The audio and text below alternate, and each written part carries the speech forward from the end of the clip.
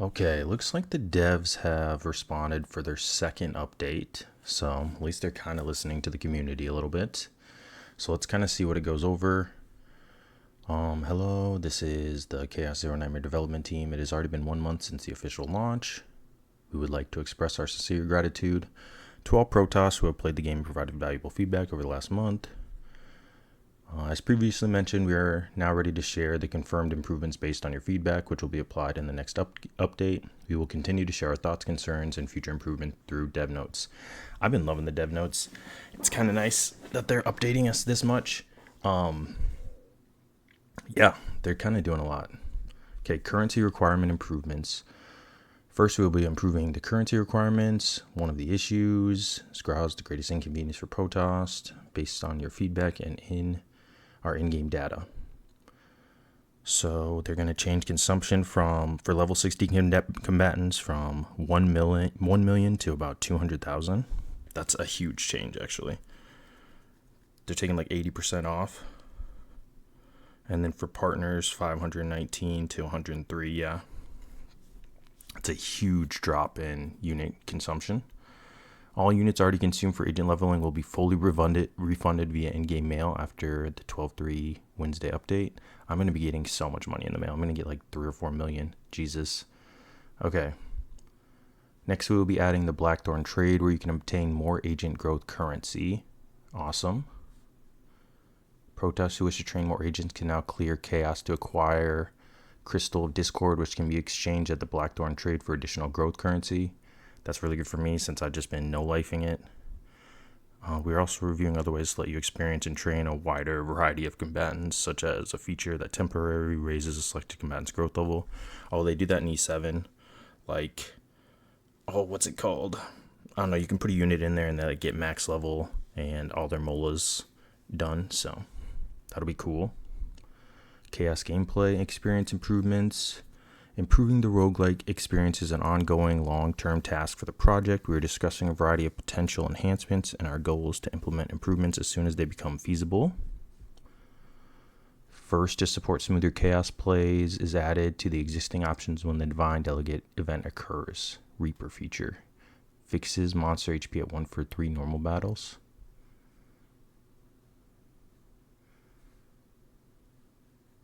Will now guarantee one. This will provide an option that allows you to skip the early stages more quickly, reducing the time spent on deck building gameplay.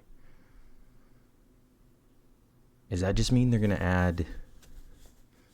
Yeah, but you never want to pick that one. You want to pick Convert. So, like for best deck building. Unless I'm like reading that wrong. If they just add the HP normal battles, or unless they're just adding that to everything in general. That'd be cool if it was just like the first 3 were always at 1 HP, if that's what that means. That's a big improvement. If it's you have to pick it, it's pretty meh. Because again, you're going to want to go for convert or remove first. Or double remove. So, yeah, it's pretty weak. Again, unless I'm misunderstanding that one. Those you skip early stages. Rely on external tools, which became inconvenient. To resolve this, the agent info screen will now display your current save data's fate memory points in real time. Oh my god. Okay, that's actually a huge W. Sweet. Glad they're already on that.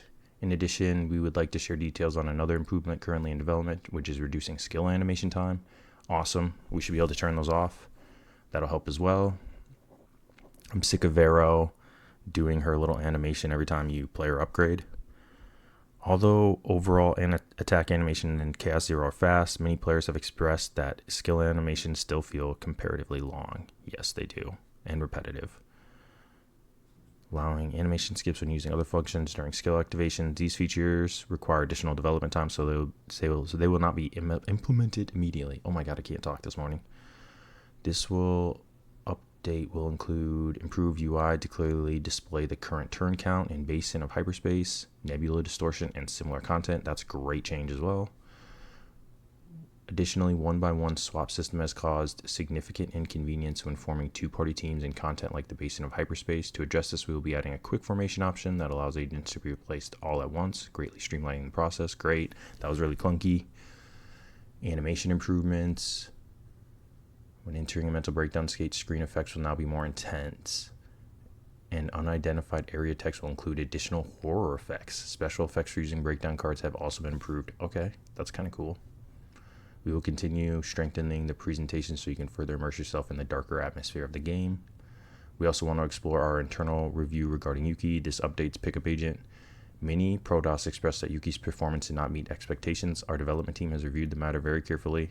Internal data shows that Yuki already performs well in battles against 2 or more enemies, so simply increasing her numerical values was deemed to carry a high risk of overbalancing the agent. Very true. Therefore, instead of applying immediate buffs, we are analyzing Yuki's gameplay data and considering improvements that replace her least adopted Epiphany builds up options with more effective alternatives. In particular, we are actively reviewing a build option that allows Yuki to transition into a single target build.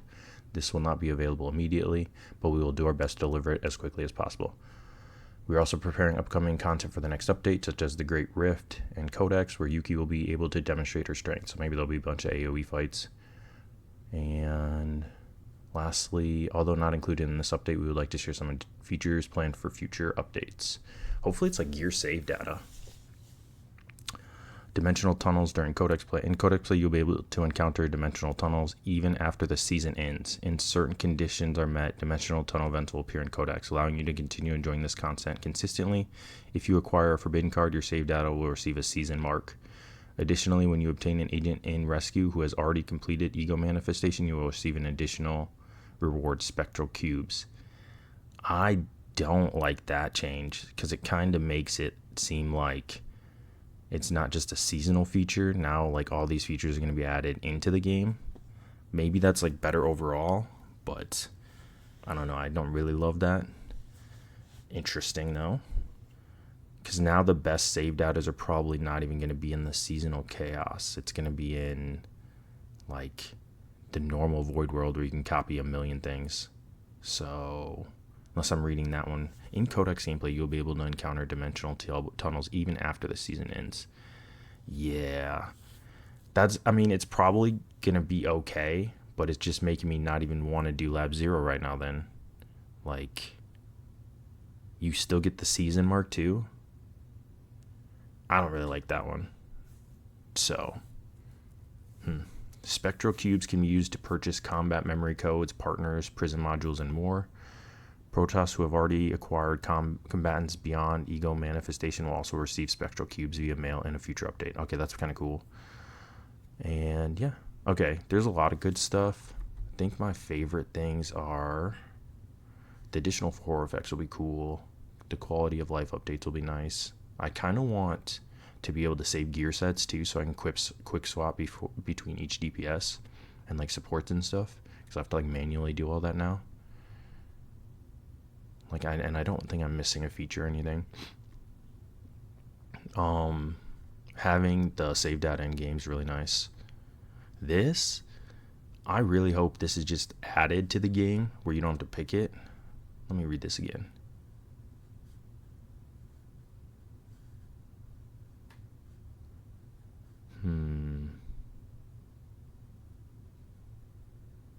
Yeah, it's added to the existing options when the Divine Delegate event occurs. Yeah, I think they should just do that. Just add it as like a normal effect instead of an option. And then, so, because like I'm always going to look for convert and remove, but probably just more convert now that I've been trying to form like better builds. This shop is really nice. The unit crunch is really going to be good too. I think a lot of people are going to be happy about that.